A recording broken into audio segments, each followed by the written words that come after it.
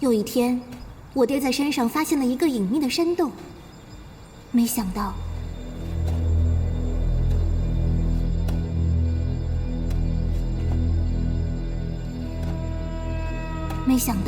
却是上天安排的机缘。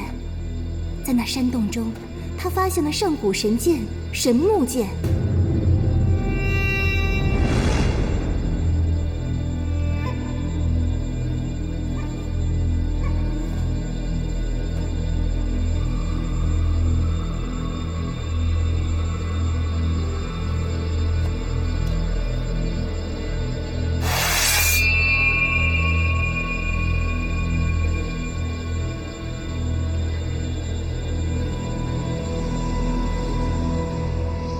我爹很是兴奋，他对我娘说想要重新打造神木剑，使之焕发出更大的威力。这也许就是他这辈子创造出最好的武器。你快去吧，那边。可是如此幸福的生活却没有持续下去。我娘误食毒草，便一病不起，生命垂危。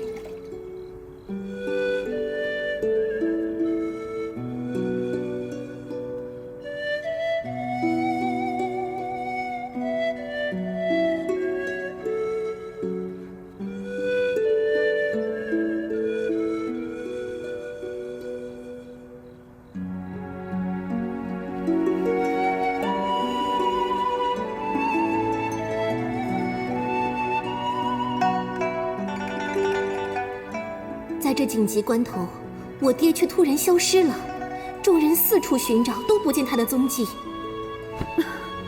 本以为我娘只能躺在床上等死之时，老隐士突然来到府上，他带来了救命的丹药，还有那把炼好的神木剑。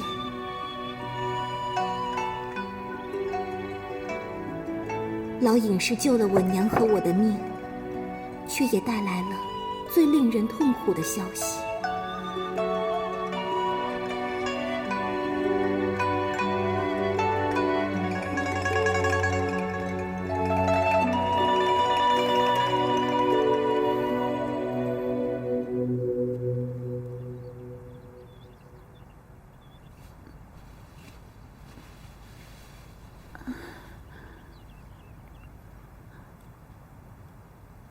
我相公呢？旭爷他走了。什么意思啊？我相公去哪儿了？他已经离开青虫山。那他什么时候回来啊？他永远不会回来了。你也不要太伤心，你自己要坚强，找个好人家，就在家了吧。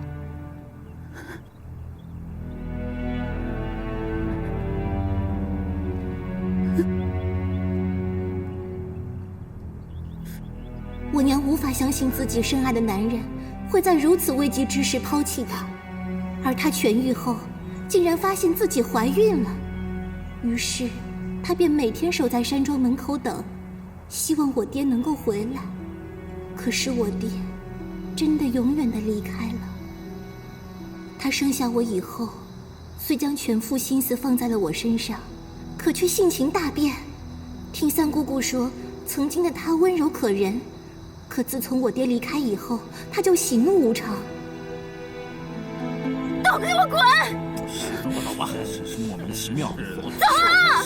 夫人，把你给赶走，走。你别喝了，放开我！夫人，我求你别喝了。为什么不能喝？你看看小姐，你别喝了，求求你了，别喝了。你说我相公为什么不要我？我相公为什么不要我？夫人，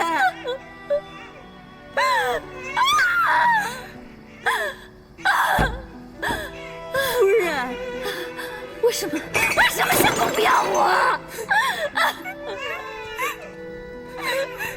小姐，不哭。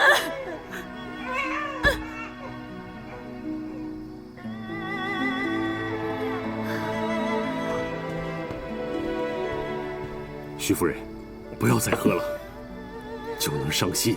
再喝许月也不会回来的。哎，不要喝了，不要再喝了！不用你管，不要喝了！走开！有一日，他喝得酩酊大醉，老隐士云游归来，想要劝解他一二，但他一怒之下，却将神木剑砸成2段。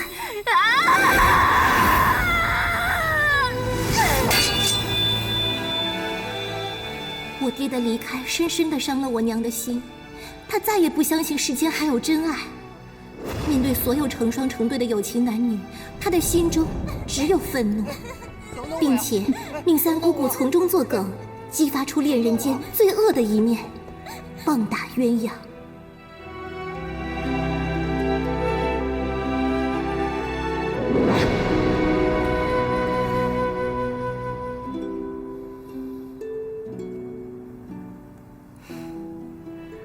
这就是所谓的可恨之人必有可怜之处吧。真不敢想象，面对自己最爱之人的背叛是什么感受。谢谢几位能理解我娘。不过，我也想清楚了，曾经受的伤痛不能以破坏别人的方式来治愈。你们放心吧，我会劝服我娘，以后不再做坏事的。可是，神木剑确实已经毁坏，恐怕没有办法借给你们。既然我们来了，总得做点什么吧。你的意思是？可是，这神木剑乃是上古神剑，它与普通的剑不同，我怕没有这么容易修复。不试试看，怎么知道结果？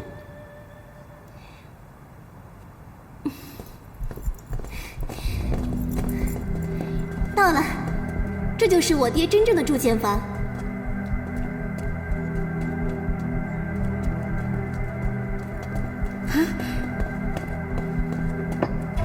小蝶，这就是上古神剑神木剑吗？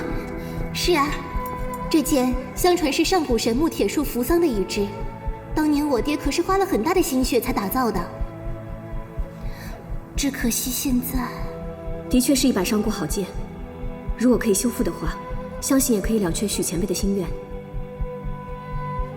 小蝶，这把断剑就像你爹娘的感情一样，你娘一直不肯进来这里，就是对你爹还有感情。小蝶，相信你娘也是性情中人，若是帮她修复了这把宝剑，她一定会很高兴的。话虽这么说，可是从我记事起，我娘她就不让我学习我爹的铸剑术，所以我对这方面也都一窍不通。而且我爹的铸剑炉庞大无比，一般人根本就没办法启动。小蝶，你可不知道啊，丁大哥天生神力，几十斤重的石头随便就能搬起来了。我愿意一试。那真太好了。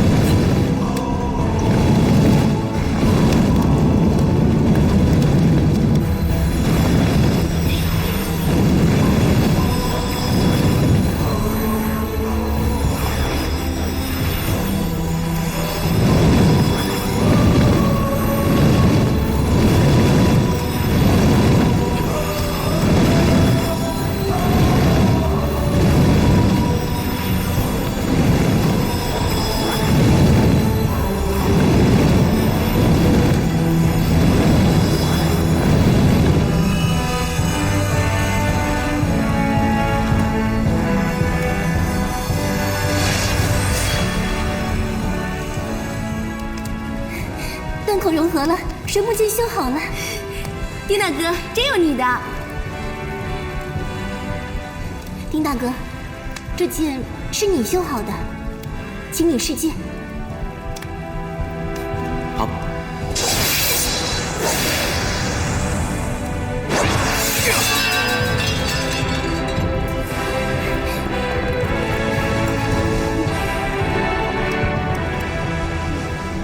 果然是把圣骨神剑。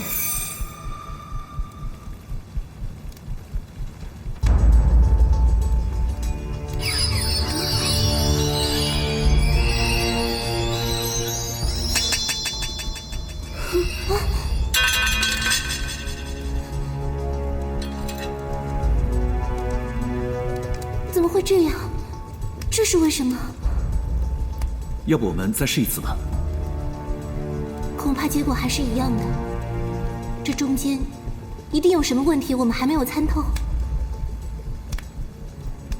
哎，我差点忘了一个人，就是住在青虫山深处的一位老隐士乌禄居士。乌禄居士，可是那位以下围棋见长的。玉姐姐聪慧过人，正是如此。因为围棋分黑白二子，所以乌禄居士就用白鹿和乌鸦为称。我年幼的时候曾经见过这位老隐士几面，当年他与爹爹对弈成友，两个人甚是投缘。那这跟神木剑有什么关系啊？乌禄居士当年告诉过我，说如果有人能够修好这神木剑，必是有缘人，到时候一定让我带来向他引荐，说是有重要的事情相告。丁大哥，虽然这神木剑只是暂时的合并，但已经很难得了。要不我们就去求见一下乌禄居士，说不定他能知道其中的奥妙。好。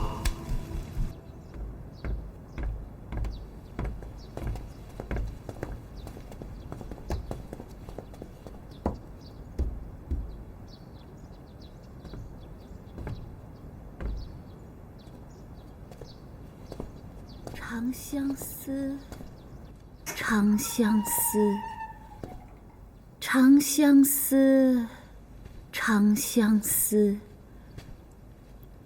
若问相思甚了期，长相思，长相思。不许看！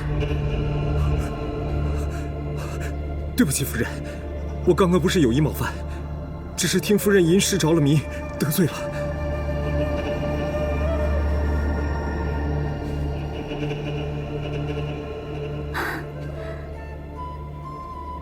入了迷？真的吗？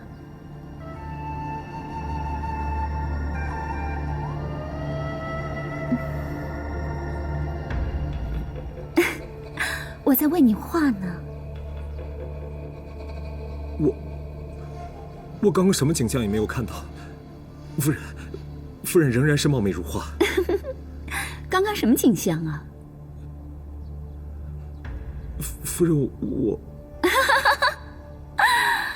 我们俩也算是有缘。这老天爷啊，知道我对你颇有好感，便故意安排你看到我的真容，用以试探。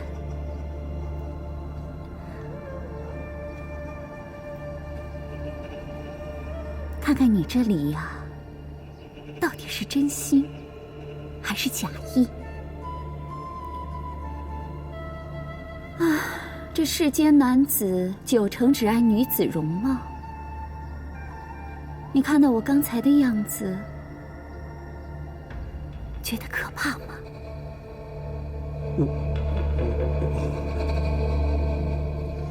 唉，我还真是命苦啊。被相公抛弃，现在只剩下我孤身一人，恐怕这后半辈子无依无靠，孤独终老，想想就觉得命苦。师妹只是我要牵住于明娘的心，让她对我产生感情，好得到神木剑。我绝不能再搞砸了。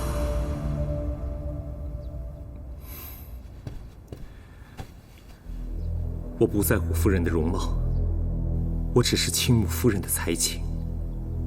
真的吗？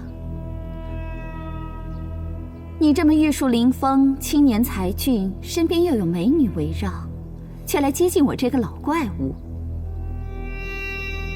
是为了神木剑吧？没有的事情。我敢对天发誓，只要我对夫人有半点私心，必然遭天打。好了，我又没说什么。其实这神木剑也不是什么重要的东西，能换得你片刻温柔，送你也罢。夫人，您对我的情谊，真是让我感激不尽。那你打算怎么报答我呀？只要夫人让我做的事情，我一定万死不辞。好，我虽寻得秘方，让我的容颜不老，可是难以阻止我这华发减少。我看紫英姑娘，她那一头乌黑的长发，让我好生羡慕啊。只要你能说服你的师妹紫英自愿断发为我做成假发，这神木剑我必双手奉上。你想要紫英的头发？不行。为什么不行？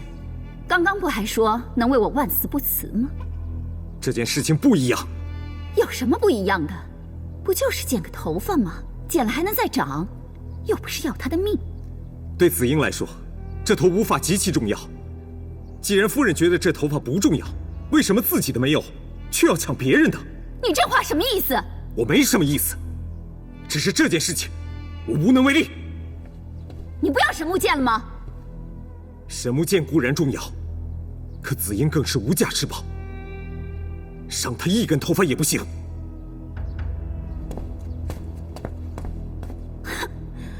好一个无价之宝！我倒是要看看，你们能情比金坚到什么时候！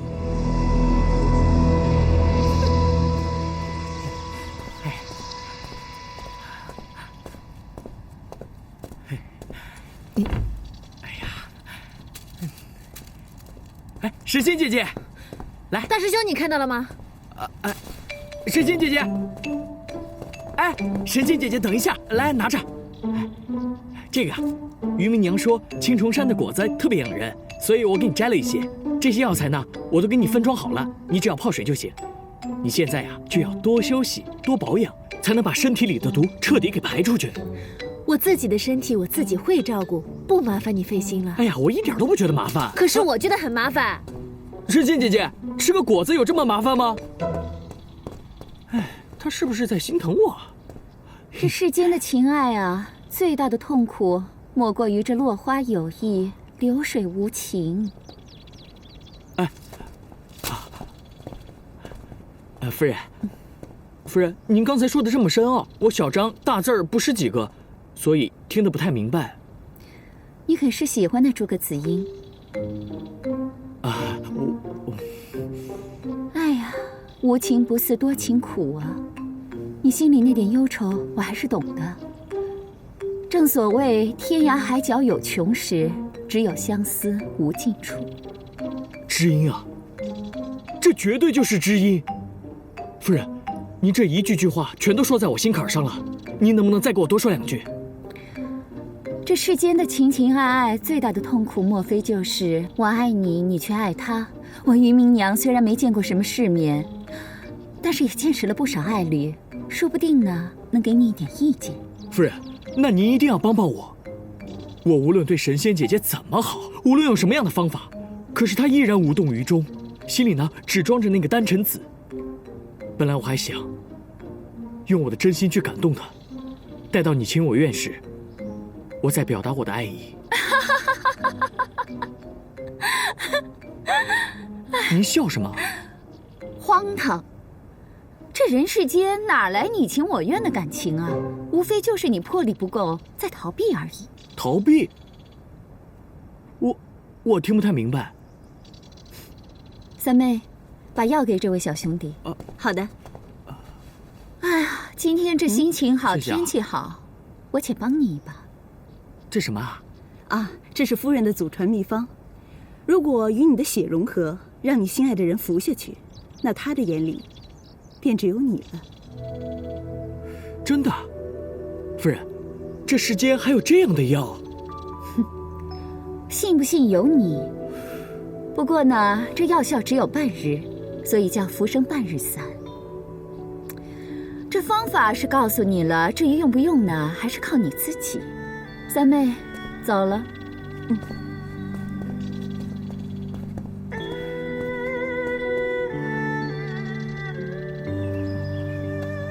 如果能得到神仙姐姐的半日之爱，那我张宪炳呢？这辈子怎么样都值了。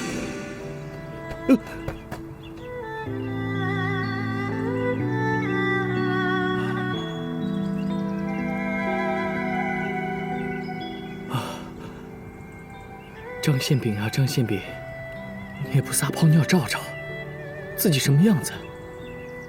还做这种梦？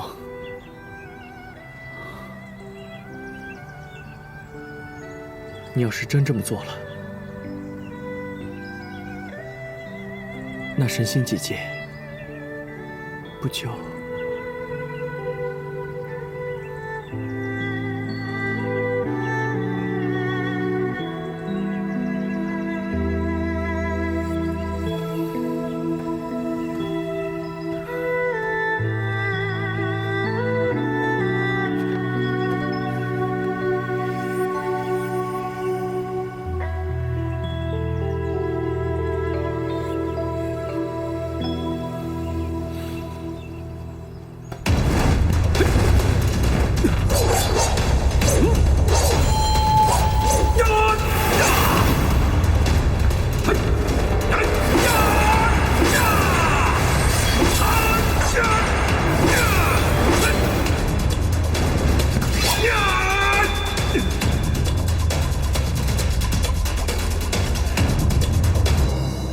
如今该如何是好？得罪了于明娘，又无法向紫英交差。单臣子啊，单臣子，你身为堂堂男子汉，却总在女人眼前抬不起头。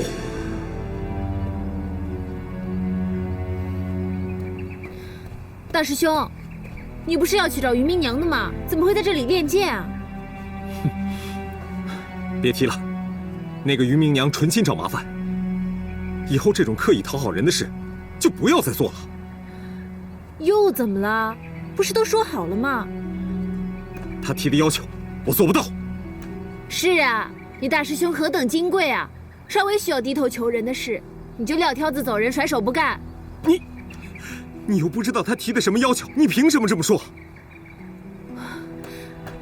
我是不知道他要求的是什么，可是在我看来，你是根本就没试过就放弃。我知道你不愿意，你怕丢人，可凡是成大事者，有一点小小的牺牲，那都是正常的呀。你如果连这点事情都做不好的话，将来还怎么做蜀山掌门啊？掌门，掌门，你现在每天就知道掌门，我都不知道你到底是喜欢我，还是喜欢这个掌门。你如果连掌门都做不了的话，那还不跟废人一样？我还喜欢你做什么？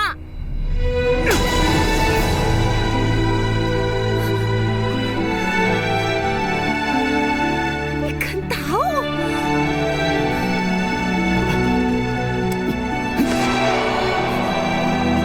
快走！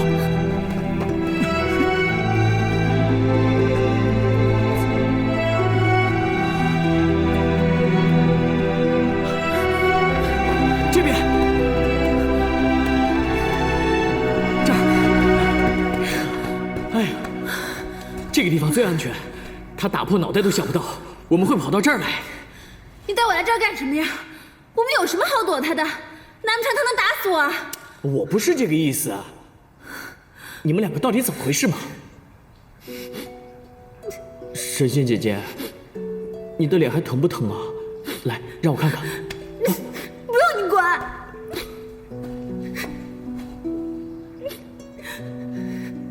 他凭什么打我呀？我长这么大，连我爹都没有打过我，他凭什么打我呀？神仙姐姐，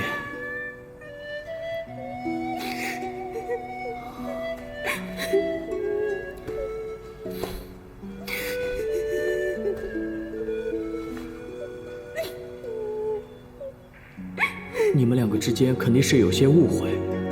丹晨子也是一时冲动，所以才……神仙姐姐，你别再哭了。看到你哭，我的心里好难受啊。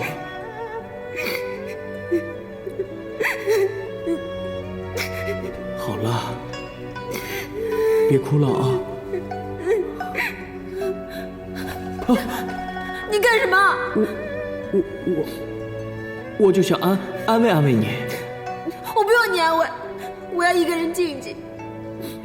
那行，你静一静，我去给你打点水喝。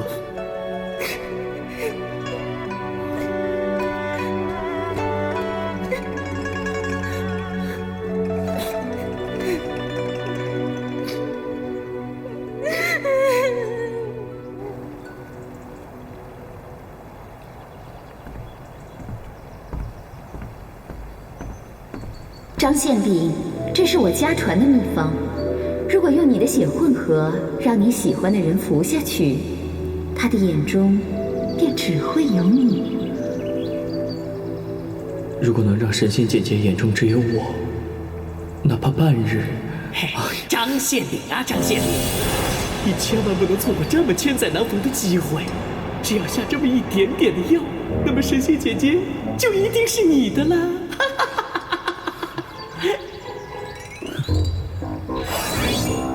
张宪炳，你怎么可以做这么缺德的事情？感情的事情是需要两情相悦的，用药物得来的都是假的。哼！哎，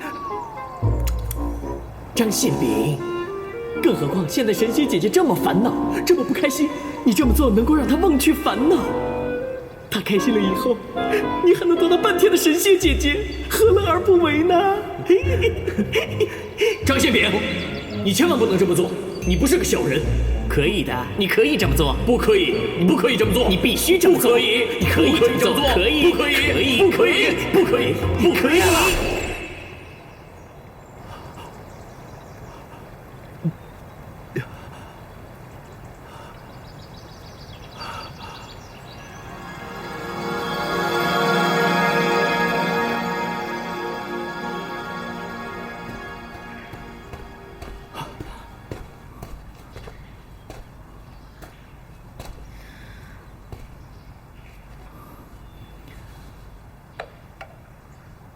喝水。谢谢你啊。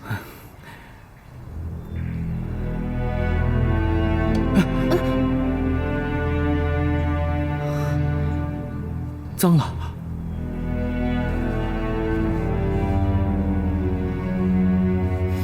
哎呀，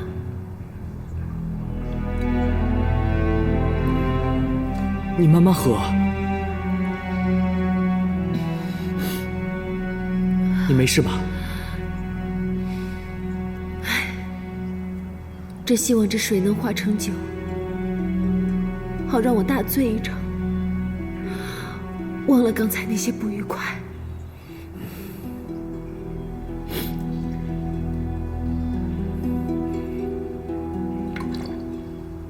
慢点喝。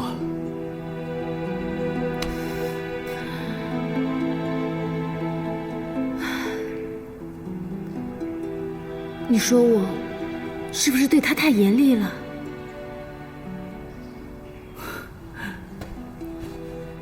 神仙姐姐，作为男人呢，无论做任何事情都是要让自己的爱人满意。更何况，你是这么优秀的女人，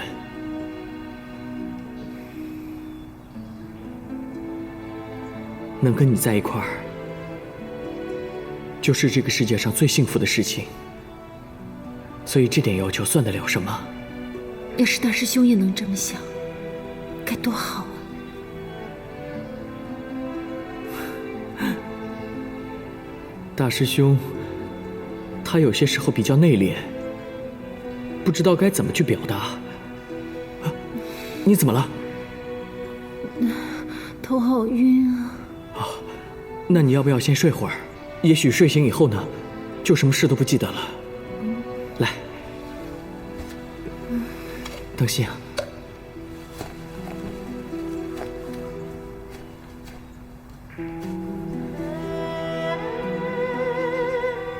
神仙姐姐。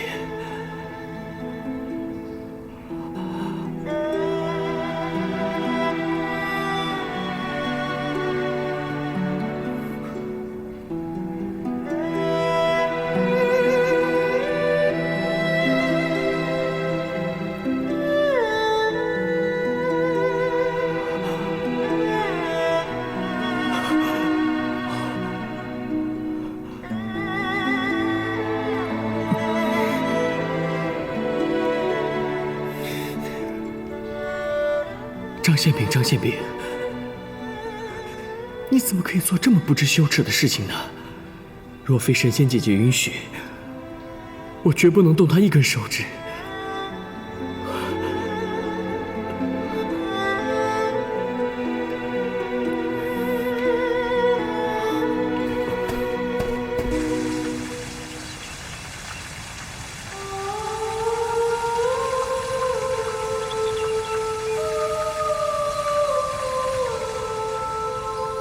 我说张宪炳，你本来就是个市井流氓，这个时候还装什么正人君子？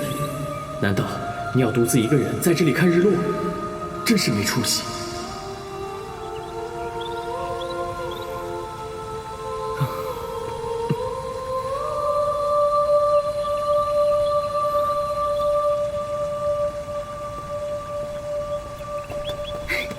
原来你在这儿啊！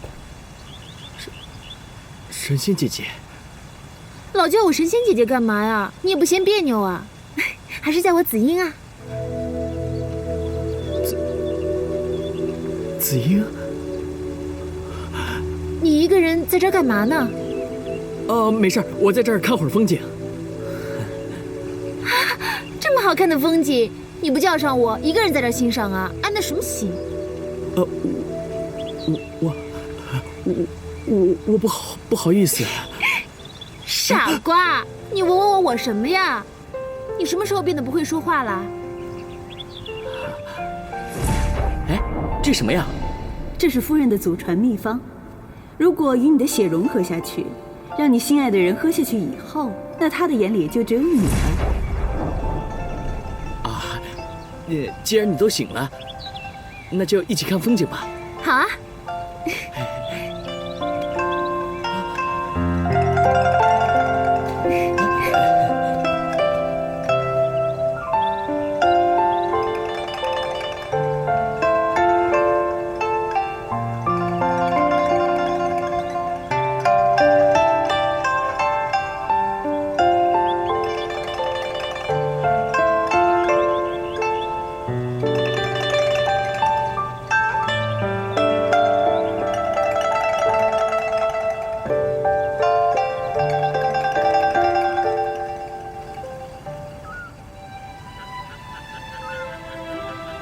紫英，你看，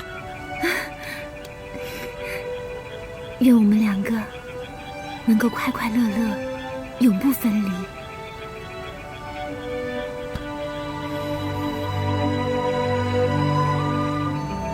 怎么抱我抱这么紧啊？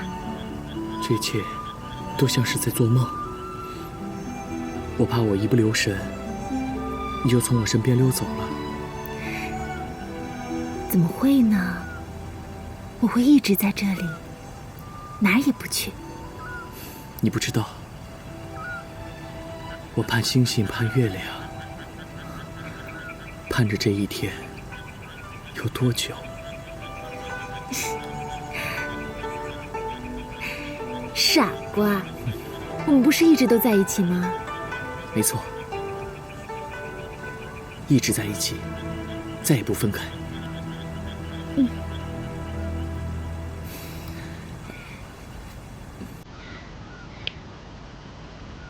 给，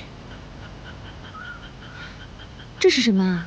这个是我下山前，我师父给我的一个保命灵符，里面有一颗回魂丹，说是在危机的时刻必有妙用。你留着，一定能保护你。这么重要的东西你给我了，那你怎么办啊？我张宪炳聪明伶俐，能出什么事啊？再说了，如果有一天你出了大事，我也活不下去。所以你平安，我就平安。你对我真好，我从来没有想过，还会有一个人像你对我这么好。你把这么重要的东西送给我，我都没有什么好送的。子英，我对你好，从来没有求过任何回报，我只是希望看到你好好的。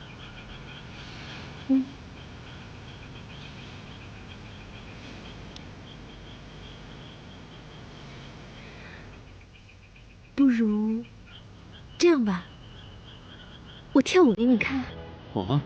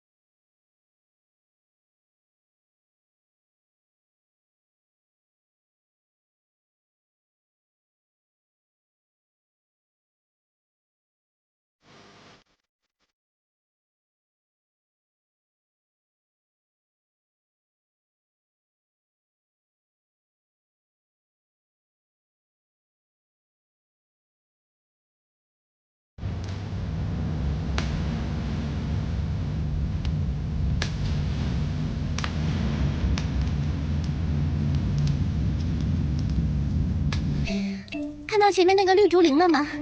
穿过林子啊，就能到乌鲁伯伯的住处了。赶快去吧。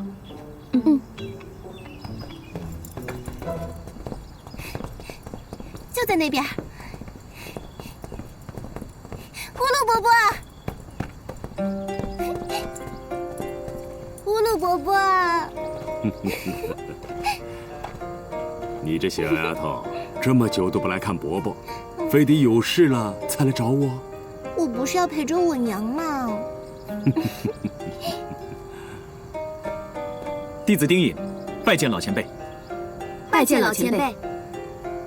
想不到老夫有生之年还能有幸看见六星之子，真是人生快事啊！在下的确身怀赤魂石，老前辈是怎么知道的？方才山下剑炉启动，我已有察觉，这是非常人所能。小兄弟，你定非常人呐！乌鲁伯伯，原来你早就知道了，是丁大哥重新启动了爹爹的剑炉，修好了神木剑。可是明明接好了，这出了剑炉，它又断了。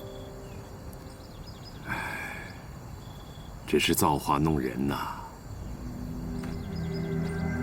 前辈，请恕晚辈直言，依小蝶所述，那许前辈并不是薄情寡义之人，不知道当年到底发生了什么事，还请前辈如实告知。对啊，前辈，若能如实告知，也好令我们能够找到修复神木剑的方法，也是给许前辈一个交代吧。乌鲁伯伯，您一直对爹爹的事情避而不谈，你说我现在都长这么大了，您就告诉我吧，弟弟当年到底去了哪里？他为什么丢下我和我娘啊？你爹其实一直在你娘身旁。伯伯，您这是什么意思啊？这神木剑因爱而生，也因爱而断。爱之极，恨之切，这都是世人逃不过的劫数。就好像这个棋局，总是当局者迷。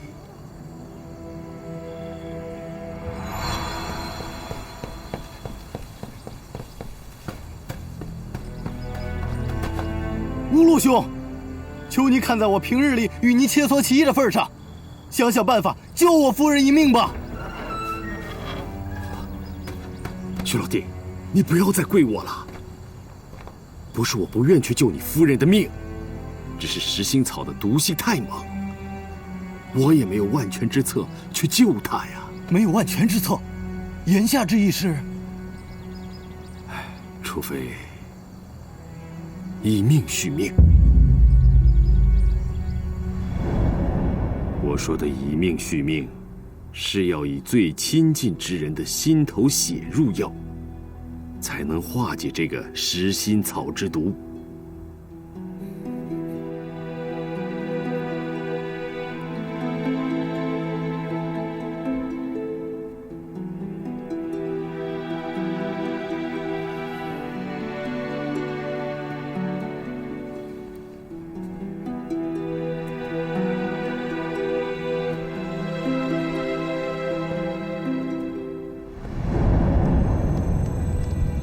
徐老弟，你真的想清楚了？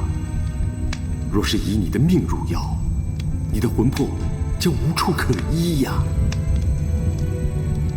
大哥，我与夫人间谍情深，舍我一命，救她的命，又有何可惜？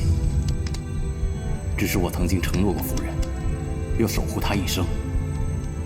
可，如今就要阴阳相隔，不能两全。我觉得十分愧对夫人。我想到一个办法，我死后，如果将我的魂魄注入这神木剑内，成为剑灵，不仅可以炼成神剑，还可以守护它一生。这万万使不得，这可是烈火焚身之苦啊！大哥，我心意已决，一切就拜托大哥了。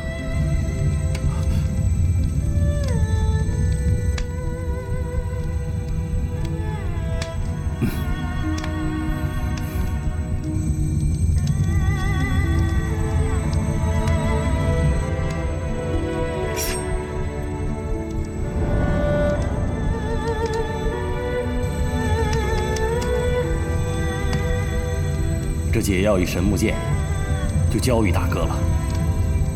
不要告诉他，我是为他而死，就说我走了。他骂我也罢，恨我也罢，不要为我徒增伤心就好。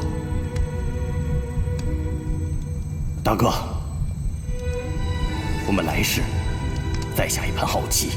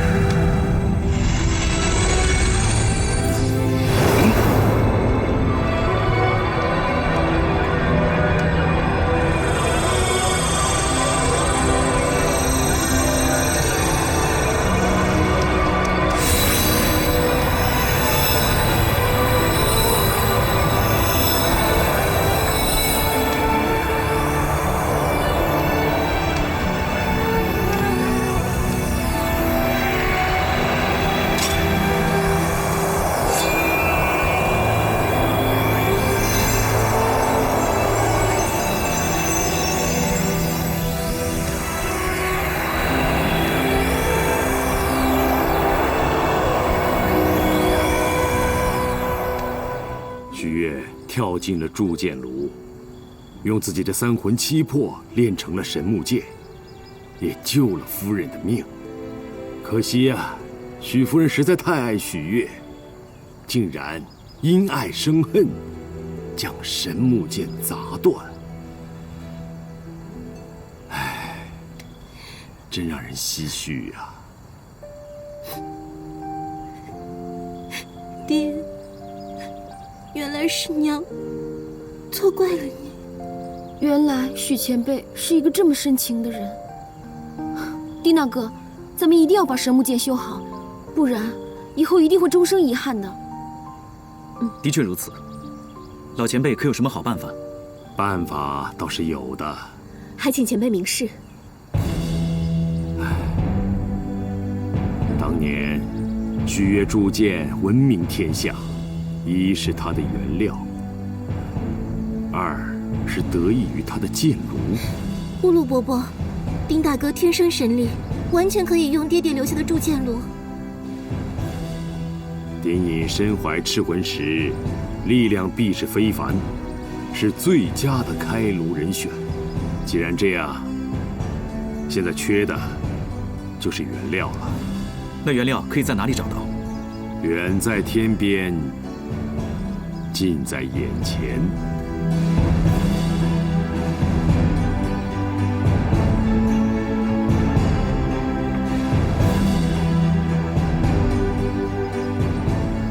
徐老弟，当年你送我这个玄铁棋子，本来我打算收藏一辈子，现在看来，我要物归原主了。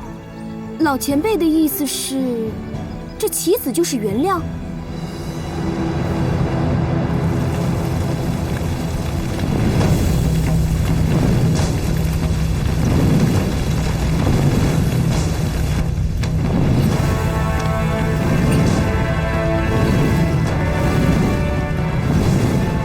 想修复神木剑，需心无杂念，必须无欲无求。丁爷，你要保持心性，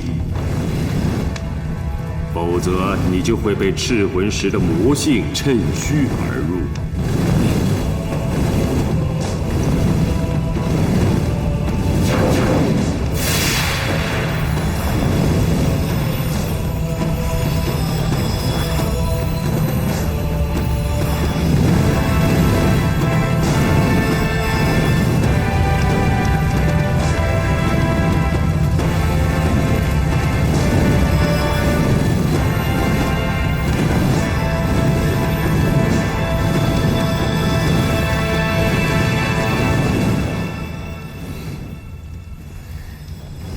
你别担心了，丁大哥一定会成功的。来吧。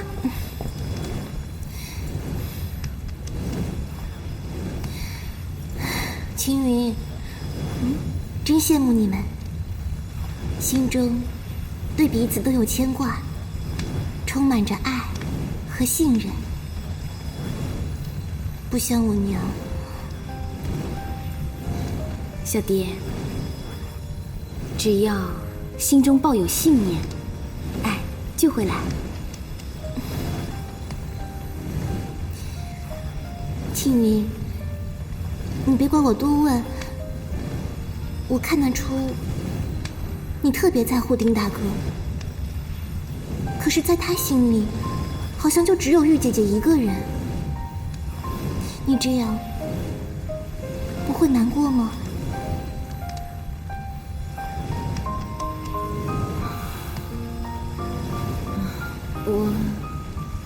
我怎么会不难过呢？可是我有责任在身，已经顾不得难过了。再说，喜欢一个人，不就是他幸福，我就幸福吗？青云，你真好。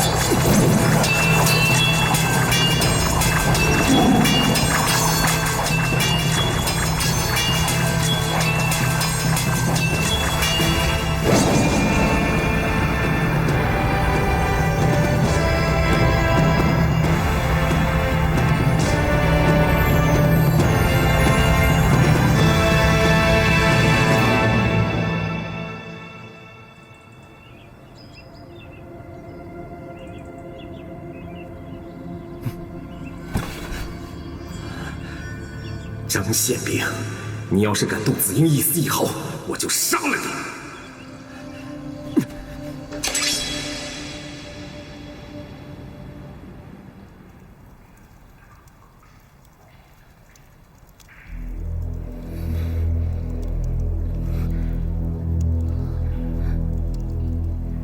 大师兄，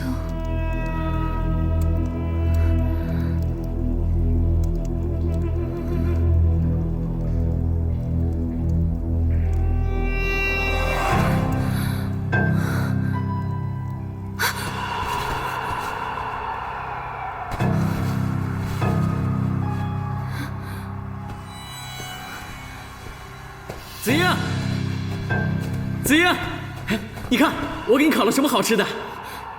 你怎么会在这儿？大师兄呢？大师兄？大师兄不在这儿啊！哎，子英，你看，哎，子英，你别胡思乱想了，赶紧吃，刚烤好的，快吃吧。不要！到底是怎么回事啊？你怎么会在这里啊？大师兄到哪里去了？子英，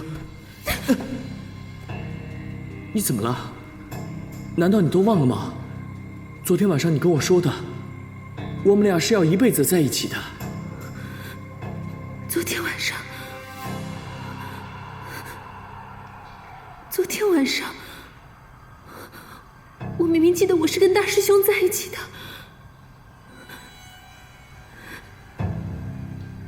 怎么会是你？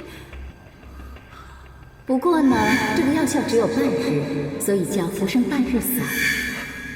所谓的浮生半日散，是让人产生幻觉，将眼前的人当成心里最爱的人来看，所以子英心里最爱的始终是丹嗔子。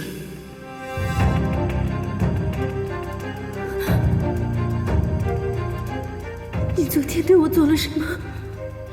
是我，昨天是我，对不起，子英。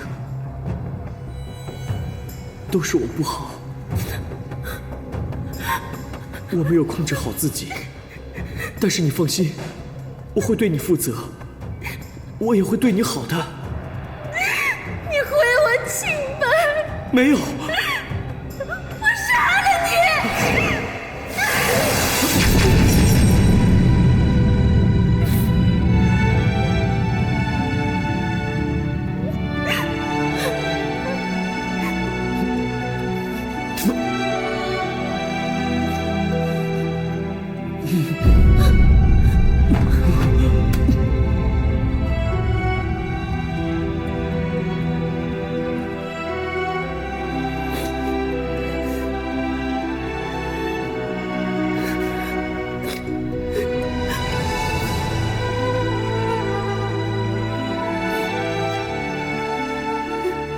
子英，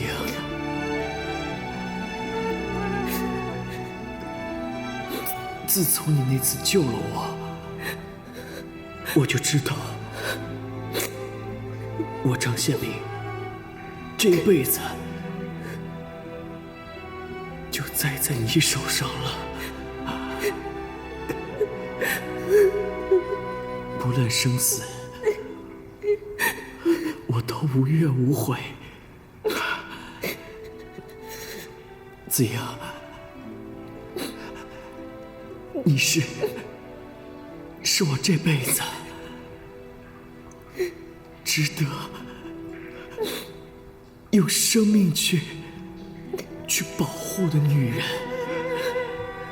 只要你记得，一生之中有个人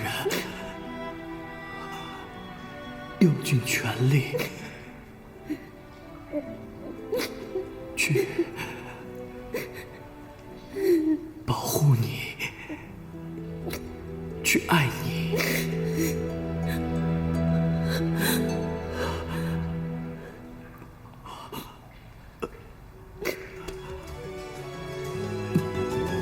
呼啸的风在耳边，讽刺你给的诺言，北极星似真情，不变。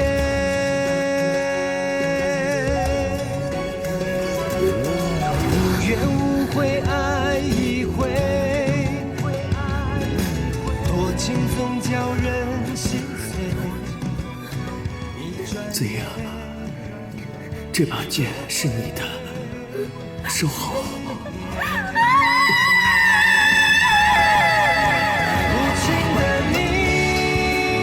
像飞雪，在这沙漠灌得太猛烈，我的世界瞬间被摧毁。无情的你，像飞雪，在这沙漠华丽的句点。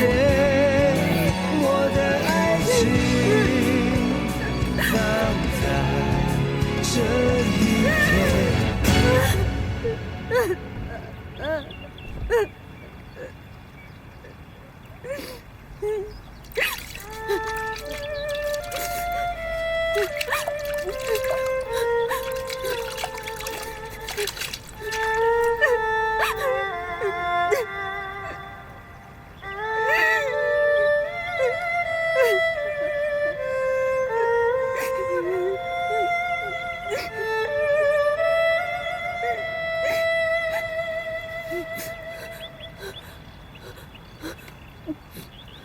不行，大师兄绝对不能知道这件事。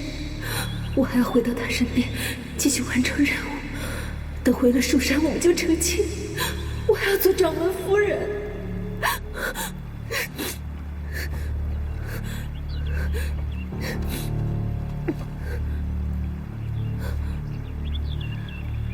我一生的清白竟然就这样被他毁了，他死了活该。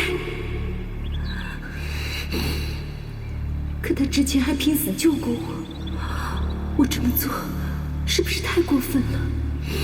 不行，现在不是想这个的时候，我要想清楚该怎么跟大师兄交代。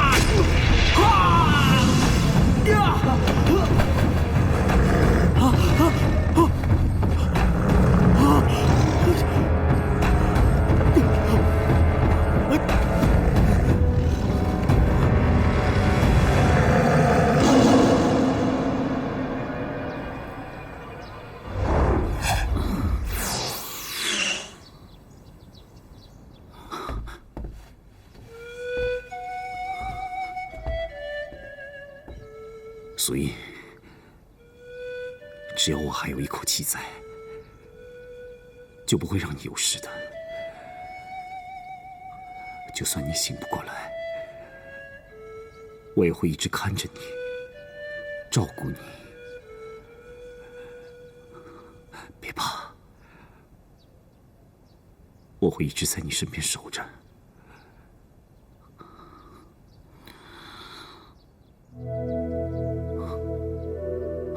师兄，素英的手指头动了一下，或许她听得见我说话。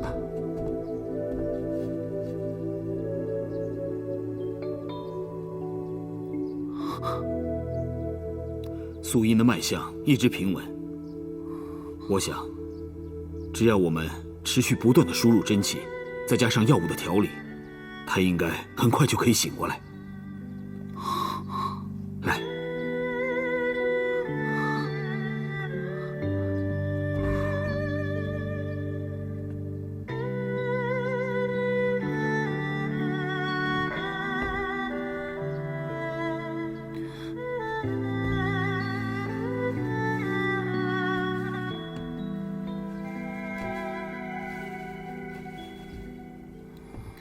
金我，这药是你的，趁热喝了吧。没准儿图爸什么时候就来了，养好身体，才能保护好素英。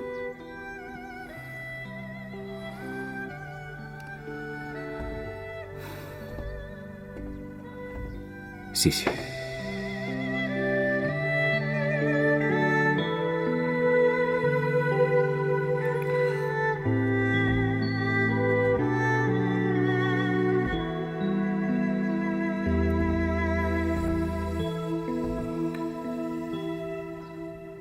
当年，我们为了封印天域，我独闯阴风谷，其实是因为我知道，师兄你会一直在外面守着，我在前面冲锋杀敌，师兄会在后面帮我坐镇大局。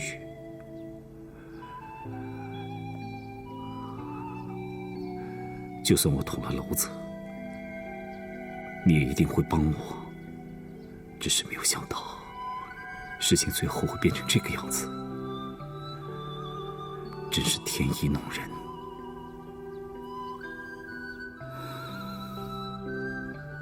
当年，我们蜀山三杰亲密的如同一人，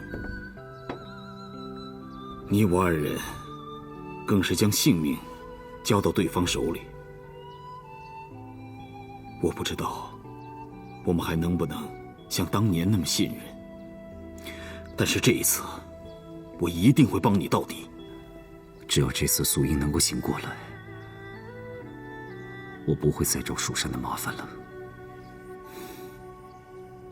这是我第一次将蜀山的事抛在脑后，不只是为了你和素英，也是为了我自己。这么多年，我心里第一次感到一丝安宁。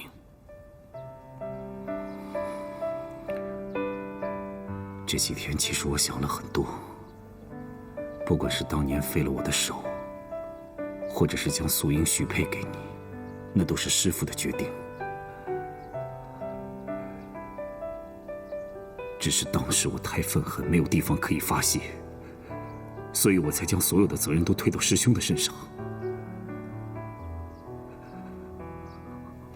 对不起。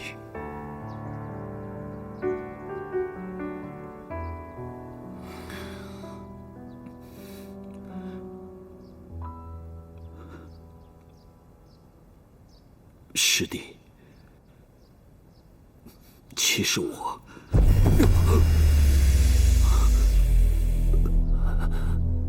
图爸，师弟，我出去拦住他们，尽量让他们远离这里。你保护素英。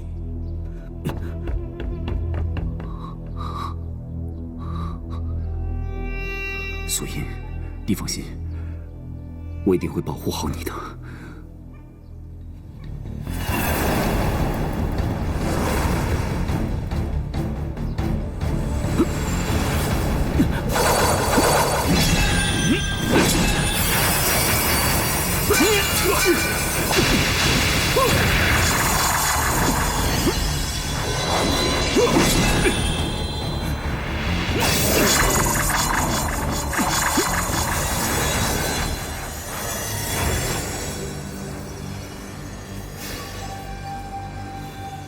堂堂一个蜀山掌门，不在凌云峰好好待着，来这里做什么？这话应该我来问你吧。你当年被我们封印在天域，现在又来为祸人间，你难道不怕我们蜀山再收了你？少废话！如果你识相的话，就将南明离火剑交出来。口出狂言，我倒要看看你有什么能耐！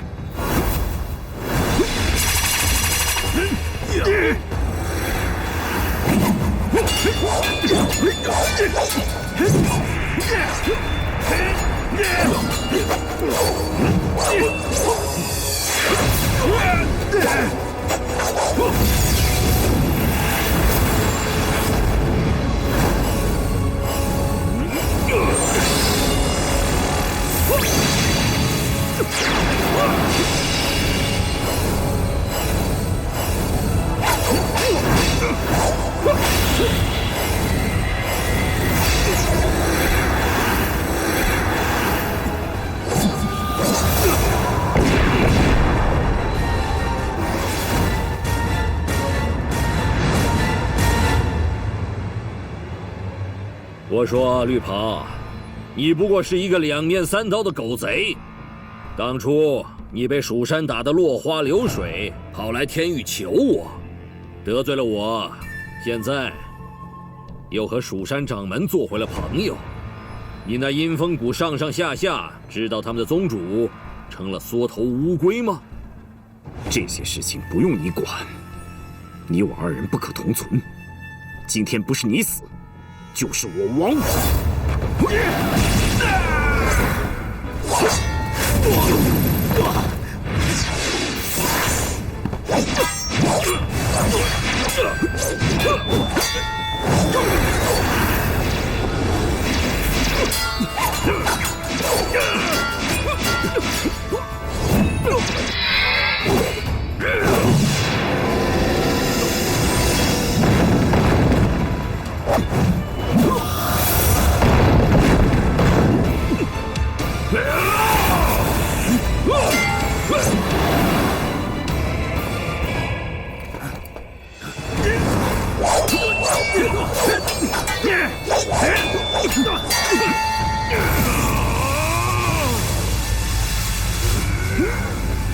好气势，不过你忘了一件事。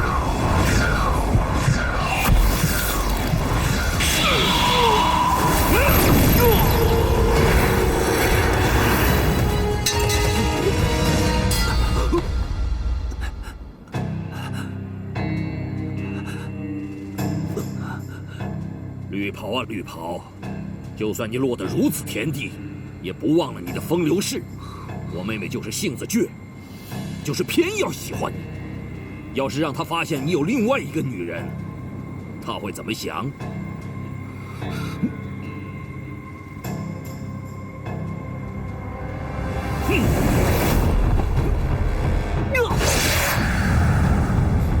师弟，如果图霸来犯，情势危急的话，我会祭出2元仙阵护住茅屋。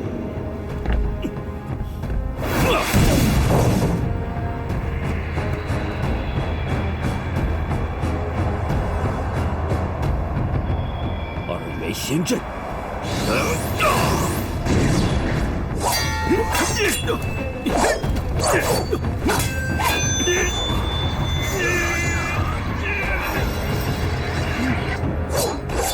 你拖了图霸，到时候我们就以乾坤剑对抗魔气。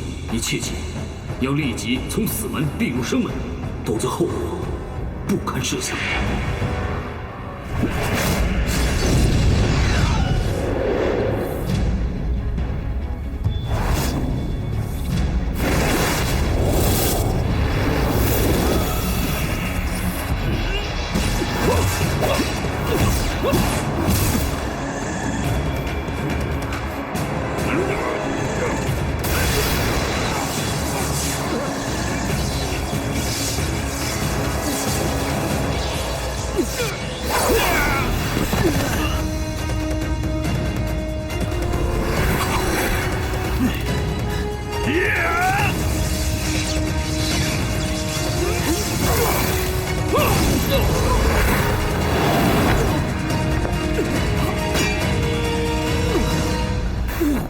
师弟，天尊，天尊，带我走。是，走。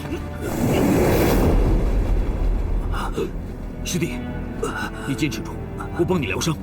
不用理我，我跟兔爸的恩怨，我自己会解决。你别再白费力气了。师弟，我说过，这一次我会帮你到底。我跟素英果真命该如此，是我对不起你。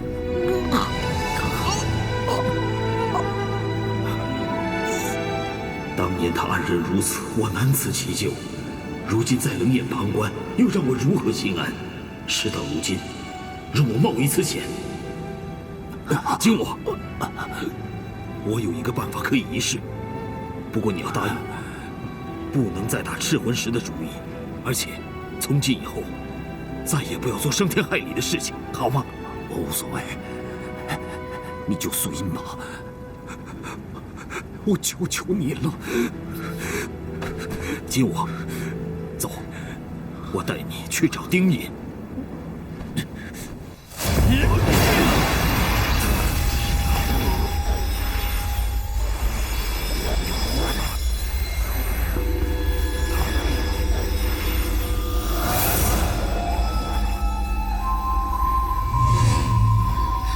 大哥，到底是怎么回事？我回到迎风谷，全都乱了套，九都被打伤，他还说你要置景我于死地。绿袍他是狼子野心，留下也是个祸患。大哥，我求求你，能不能不要对他出手？他已经没有利用价值，不值得你为他留恋。你只要答应我不追杀景我，我愿意告诉你一件非常重要的事。这件事情关乎天域的存亡。什么事？你先答应我。好，我答应你。赤魂石已经不在蜀山。不可能，九都没有向我汇报。九都现在已经先向景我，自然也是骗了你。如今赤魂石已经被诸葛玉我打入弟子丁隐体内。其实景我一直都在帮你寻找赤魂石的下落，是你误会他了。真的吗？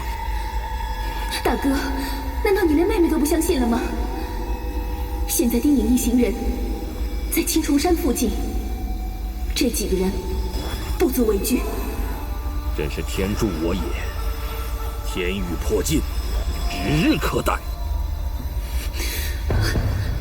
但是大哥，你答应了我，不可以再伤害上官景我。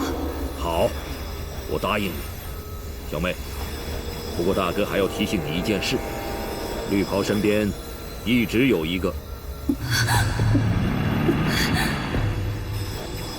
没想到，绿袍还藏了这么大一个秘密。天尊，那我们接下来该怎么办？先饶了绿袍一命，去夺取赤魂石。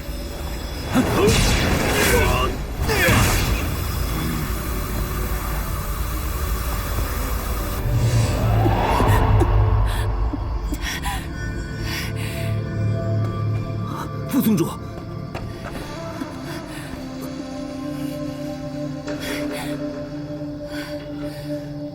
之前在武当受了伤，不能长时间操控传灵之术。不过还好，大哥已经答应了，不再追杀景我。现在也只希望天尊会信守承诺。他一心向往赤魂石，现在给他线索，至少可以转移视线。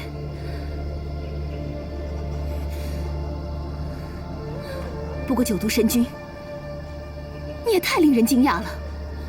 原来你自始至终都是大哥的人，望宗主如此的信任你。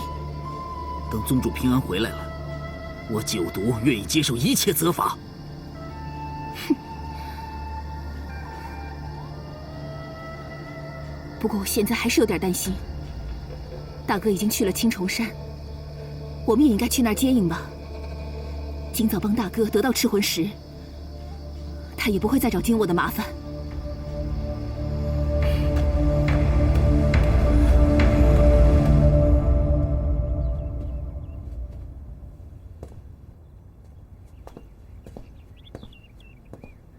小姐找到了吗？小姐还没有找到。什么？这都多久了，怎么还没有找到？后山山洞找了没有？都找过了，还有那个丁颖，以及玉姑娘，还有青云姑娘，都不见了。都不见了。那会去哪儿呢？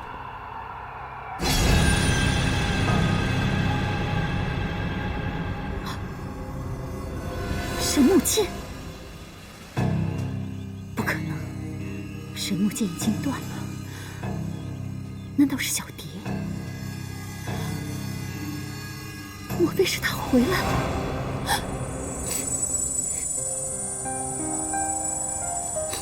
爹，女儿很想你。神剑都修好了，不是应该高兴吗？怎么会哭呢？高兴啊！我当然高兴了。看到这个剑，就像看到我爹一样。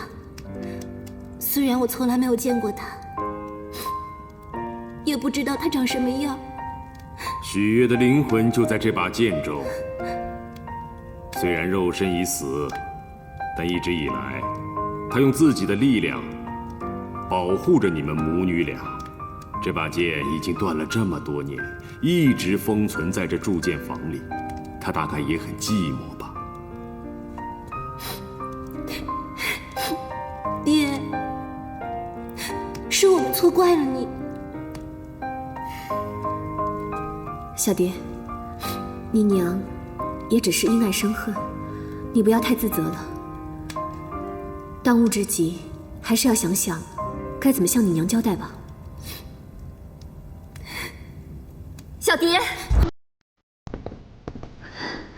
娘，你这是干什么啊？是你把他们带过来的吧？还有你们，没有经过我的允许，为什么动这屋子里的东西？娘，是我们错怪了爹。你说什么？爹他根本就没有抛弃过我们。当初他是为了救娘的命，才跳入了铸剑炉，铸成了这把神剑。他一直守护在我们身边啊。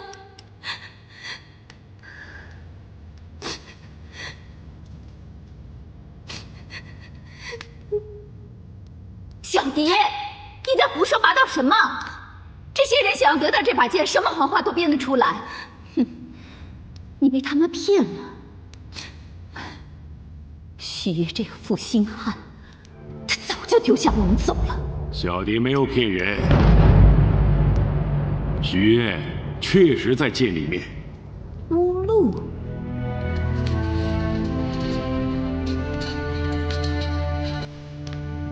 你曾经救过我的命，我确实很感激。但是，请你不要再为许悦那个负心汉辩解了。我不信。过了这么多年，你还是不相信这个真相？真相？什么真相？当年你中了那个食心草之毒，许悦走投无路来找我救你。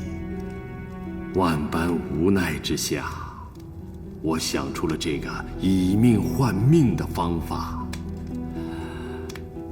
什么意思？什么叫以命换命？就是以他的生命来换取你个人的平安。不可能！不可能！我不信！是你亲口告诉我许悦走了，他走了，他就是走了。到现在你还是那么恨他，你是在折磨你自己呀。居士，如果你说的话属实的话，那你为什么不早点跟夫人说呢？他这么多年过得多么苦啊！夫人，许前辈临走之前千叮万嘱不能告诉您真相，怕您知道真相之后会一蹶不振，无法摆脱自责。确实如此。许悦曾经跟我说，你一向依赖他，他恐怕你承受不了这个悲伤。或许他觉得憎恨比起自责更容易让你活下去。不过夫人，其实我曾经有个机会可以跟你说明白的。许月当时并不知道你怀孕，我们回去吧。她以为你一个年轻女子还可以重新再嫁。若她当日知道你怀了小蝶，一定下不了这个决心。我当日知道此事时，内心也是愧疚难当，是我令小蝶失去了父亲呐。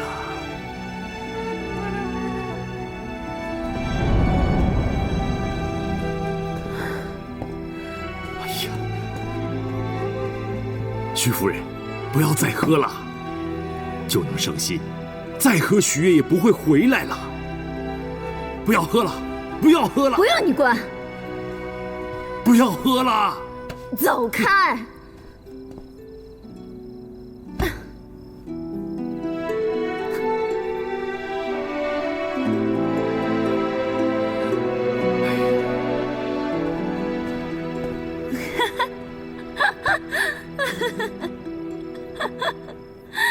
相公。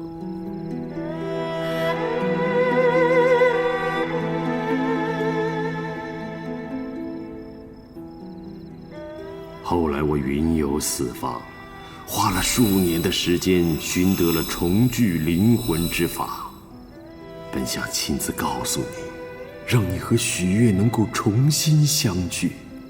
但当我回到青虫山庄时，才发现你已经变了模样。夫人，看来我们真的是错怪姑爷了。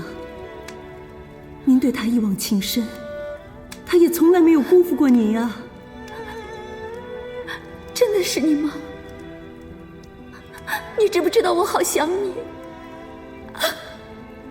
对不起，对不起。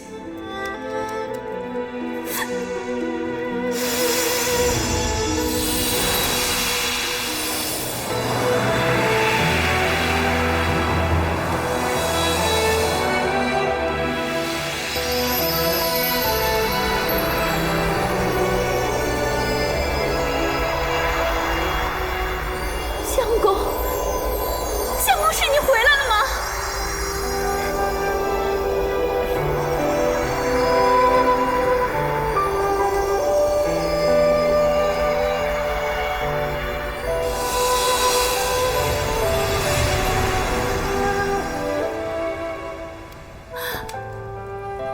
相公，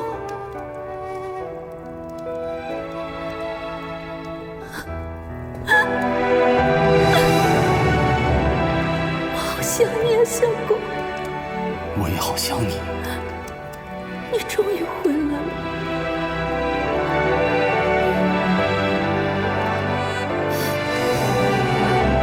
相公。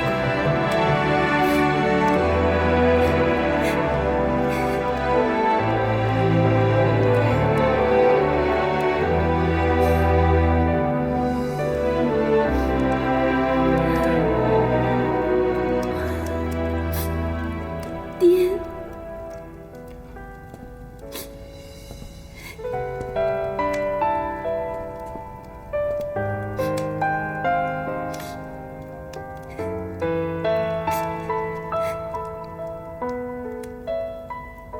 她就是我们的女儿。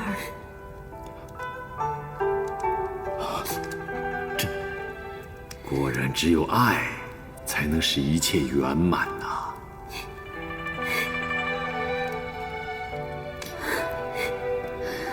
生死相隔，也阻止不了他们的爱情，实在是太感人了。从今往后，我们之间再也没有欺骗和秘密，我们一起战胜一切。走吧。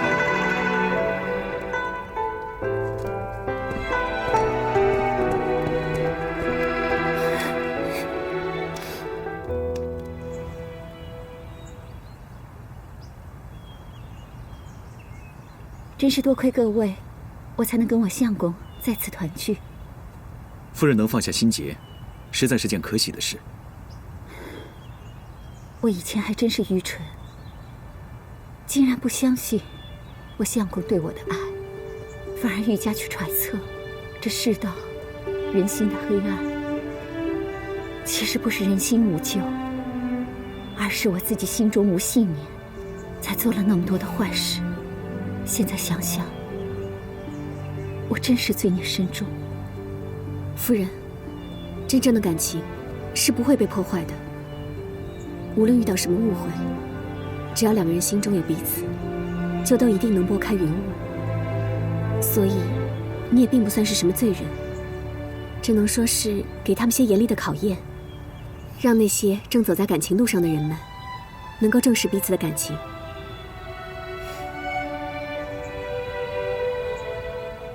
玉姑娘能这么说，我心里倒是舒坦了不少。娘，我之前答应了丁大哥，如果神木剑能修好的话，或许您愿意借给他。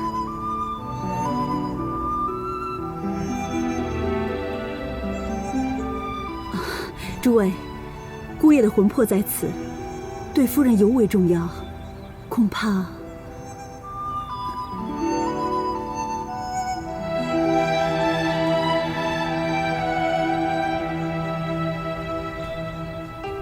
丁少侠，这剑我愿意送给你。夫人，我相公为人善良正直，他曾经跟我说，他所打造的兵器是保护众生用的。我想这神木剑也该如此。如果他能保护蜀山，维护正义，我相信我相公肯定愿意出这一份力。那我恭敬不如从命。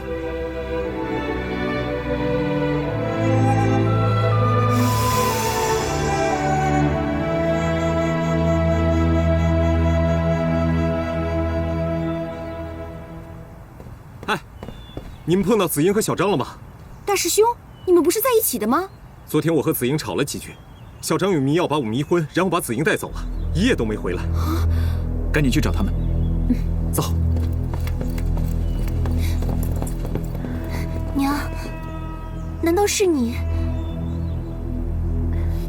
哎呀，娘，你真糊涂！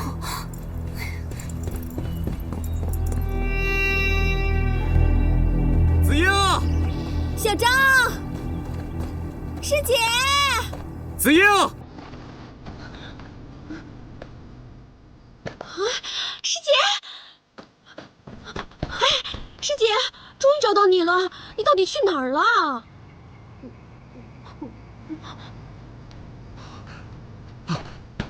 紫英，昨晚你去哪儿了？怎么一晚上都没回来？我迷路了，迷路了。小张呢？小张不是跟你在一起吗？我不知道，我没有跟小张在一起，我真的不知道，我没有跟他在一起，我们很早就分开了。哎，你不用害怕，师姐，好，你慢慢说。紫英，你别怕，有什么你就说出来。我真的不知道啊，我们很早就分开了，我和小张什么事情都没有发生。发生什么事了？什么事情都没有发生，我和小张真的什么事情都没有发生。究竟发生了什么事情？你快说啊！我没有跟他在一起，我们很早就分开了。你怎么可能不知道他在哪里？怎么可能在这里迷路？好了，我们还是先找到小张再说吧。师姐，那我也去找小张。师妹，你别走，我害怕，你陪陪我。啊，好，你陪陪我。啊，我不走，我不走啊。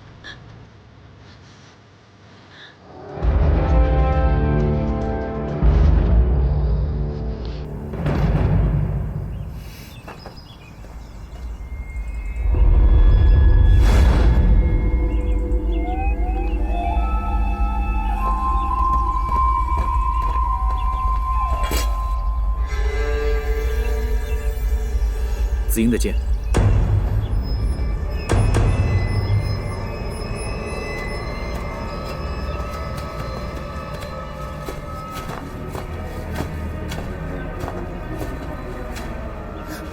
帝宇，你快看！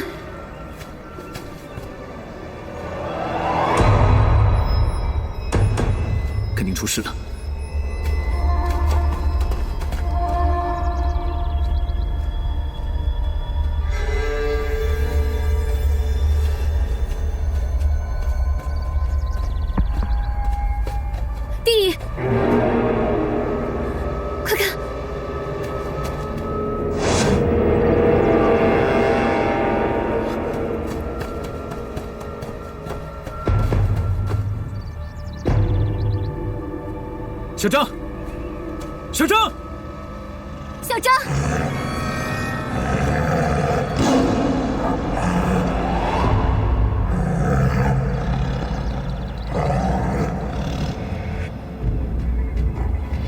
一定是血行为把老虎引来的。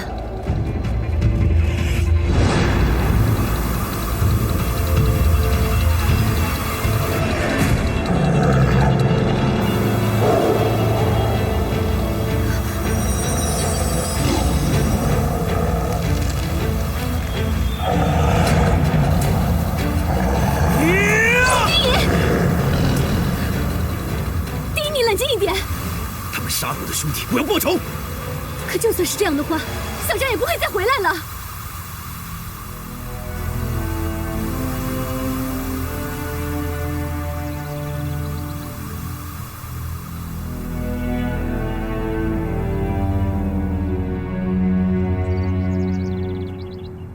都是我的错。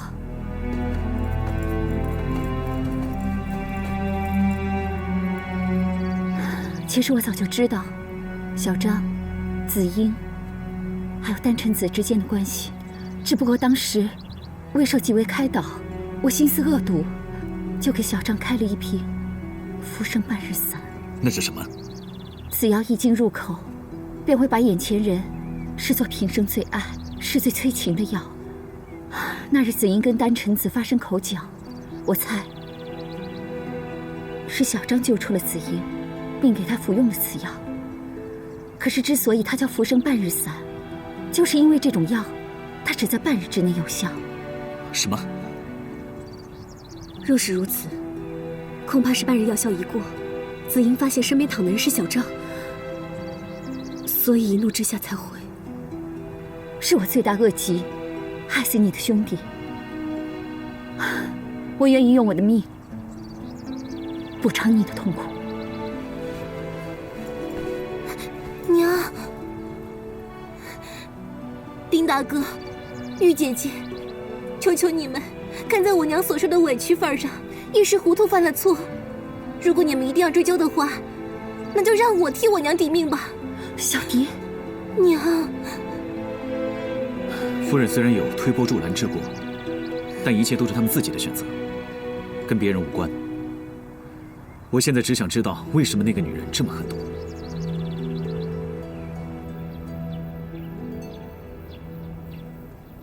师姐，你怎么了？到底发生什么事了？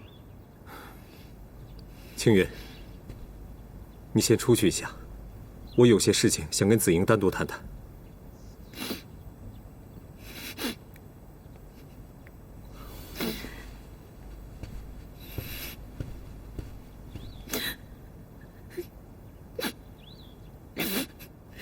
紫英，大师兄，我错了，我不应该逼迫你去接近于明娘。为了得到神木剑，我太心急了，才会对你口不择言。我想问的不是这些事情。说出那些伤害你的话以后，我也好后悔。你打我打得对，你打醒了我，让我知道你对我是多么的重要。不管怎么说，对你动手是我的不对。不，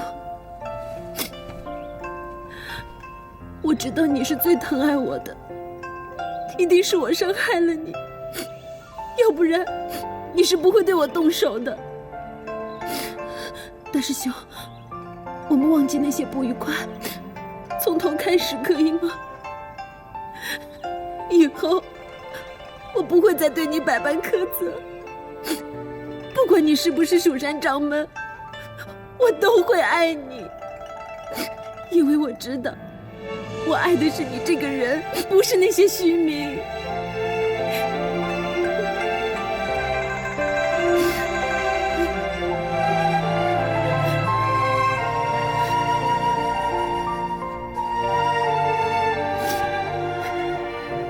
紫英，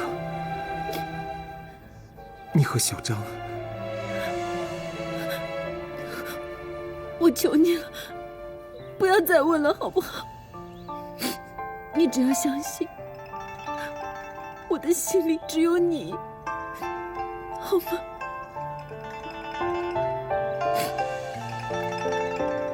好，之前是我说错了，我相信你。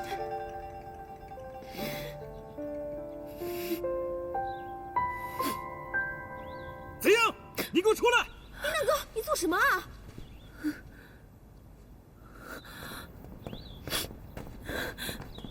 丁隐，你这是干什么？你知不知道你做了什么？你心里只想着自己，别人是生是死，你都不在乎吗？你到底在说什么？小张死了，被你害死的！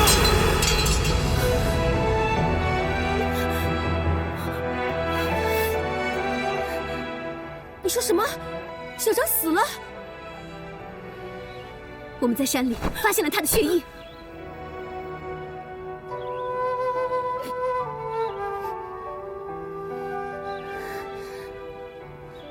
他的尸体已经被老虎给……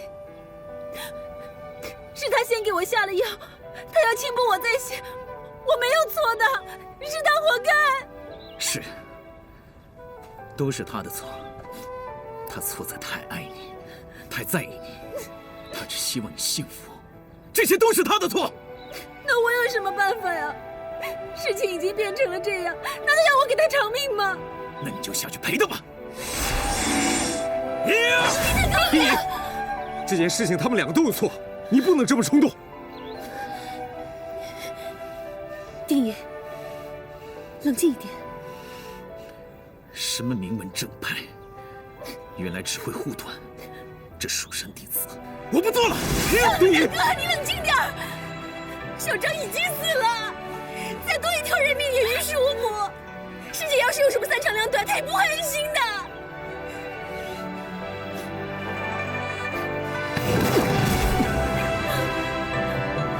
为什么我连为自己兄弟报仇的机会都没有？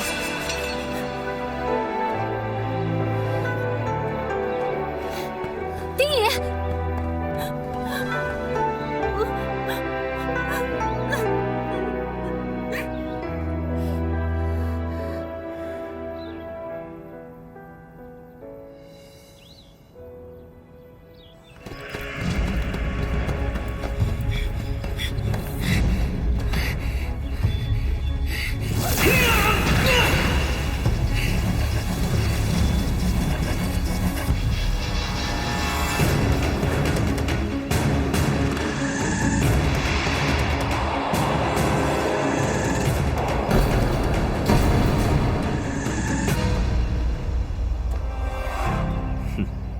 没想到这小子毫无防备，得来全不费功夫。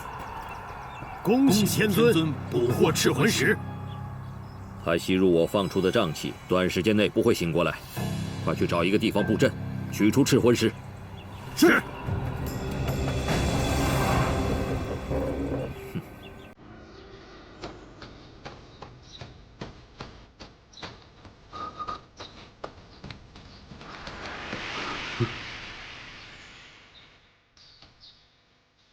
怎么了？赤魂石在我体内多年，我能感受到它的气息。它应该就在附近，而且波动十分的强烈。难不成图霸先得手了？你留下来，我到前面去看看。等等，我跟你一起去。我的内力在一点点流失，再不放手一搏，只怕来不及。可是你重伤未愈，我怕你身体撑不住。再不拿到赤魂石，我怕素音的气息越来越弱。我们先找个妥善的地方，将素音安置好，然后再一起去。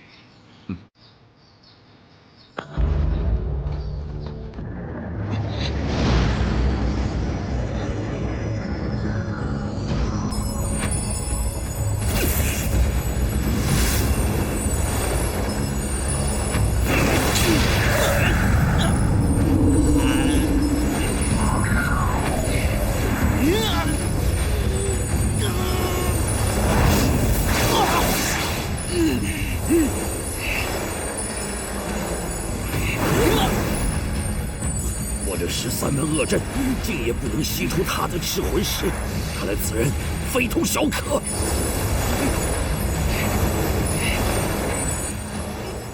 天尊，赤魂石以恶念为食，恐怕这个人心中阴影不够。那我就帮他下一次地狱。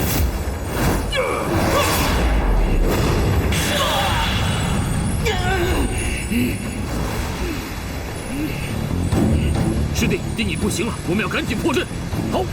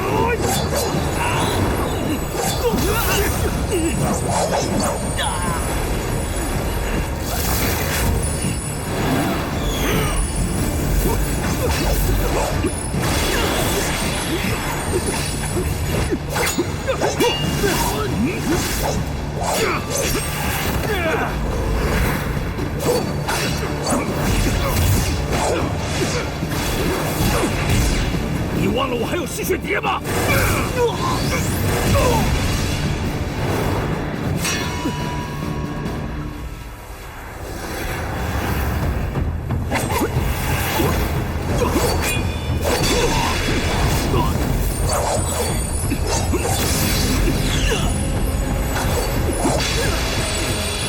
？13门恶阵，丁隐，你听见吗？丁隐！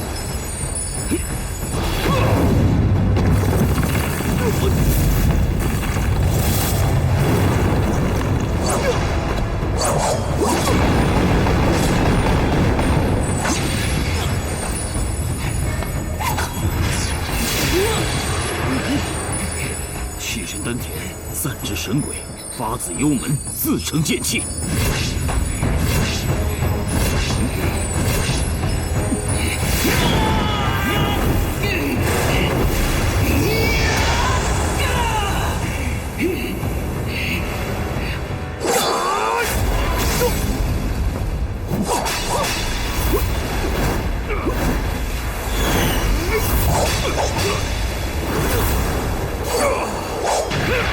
钱塘有路你不走，我成全你！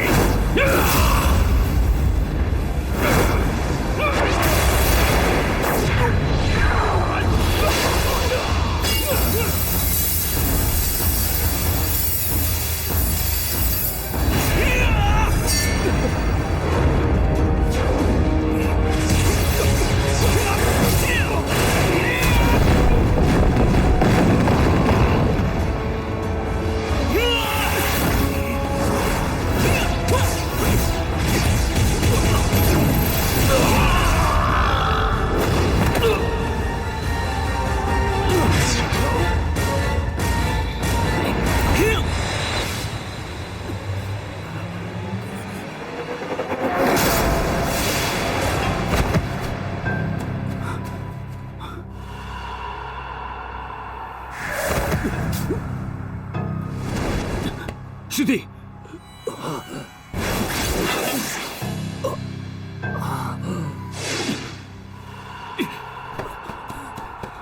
把解药交出来！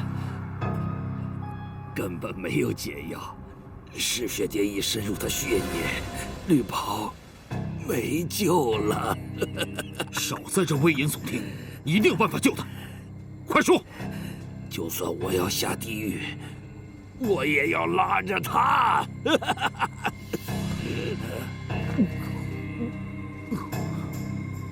土霸，当年我师父只是将你封印，没有斩草除根，现在看来是个仁慈的错误。今日我要替天行道！住手！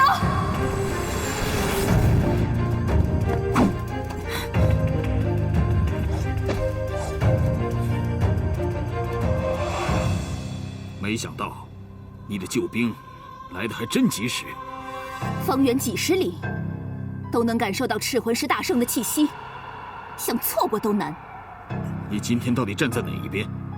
是你大哥这边，还是你的阴风谷宗主那边？我的心虽然是阴风谷，但是血浓于水，我不能置我大哥于不顾。图妹，今我被你大哥折磨得奄奄一息，难道你要弃他于不顾吗？